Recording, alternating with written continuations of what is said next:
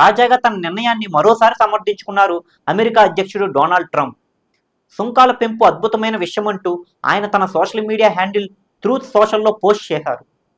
అమెరికాలో అధ్యక్ష బాధ్యతలు చేపట్టగానే విదేశాలపై భారీ సుంకాలు విధిస్తానంటూ హెచ్చరికలు చేసిన ట్రంప్ అన్నట్లుగానే దెబ్బకి దెబ్బతీస్తున్నారు. దీంతో ట్రంప్ బాధిత దేశాల జాబితాలోకి భారత్, చైనా, కెనడా ఇలా పలు దేశాలు చేరిపోయాయి. ట్రంప్ విధిస్తున్న ప్రతీకార సుంకాలతో ఆయా దేశాల్లో ఇప్పటికే సొంత ప్రభుత్వాలపై తీవ్ర ఆగ్రహం వ్యక్తమవుతుంది. ఎన్నాళ్ళు ట్రంప్కు ఊడిగొంచేసి ఇప్పుడు ఆయన నియంత్రించలేకపోతున్నారంటూ విమర్శలు వ్యక్తమవుతున్నాయి. మరోవైపు స్వదేశంలో సైతం ట్రంప్ సుంకాల దాహంపై జనం మండిపడుతున్నారు. ట్రంప్ తన అస్తవ్యస్త నిర్ణయాలతో దేశాన్ని నాశనం చేస్తున్నారంటూ ఏకంగా 1200 ప్రాంతాల్లో భారీగా నిరసనలు మొదలయ్యాయి. ఇందులో ఎన్నడూ లేని విధంగా ప్రజలు భారీగా పాల్గొంటున్నారు. ఇంకా చెప్పాలంటే అమెరికాలో ట్రంప్ విధానాల కారణంగా నష్టపోతున్న వారంతా ఇప్పుడు రోడ్డెక్కుతున్నారు. ఈ నిరసనలు మరింత తీవ్ర రూపం దాల్చితే పరిస్థితి ఏంటన్నది ట్రంప్ సర్కారుకు అంతుపట్టడం లేదు. మరోవైపు డొనాల్డ్ ట్రంప్ మాత్రం తన సుంకాల పెంపు నిర్ణయాన్ని సమర్థించుకుంటున్నారు.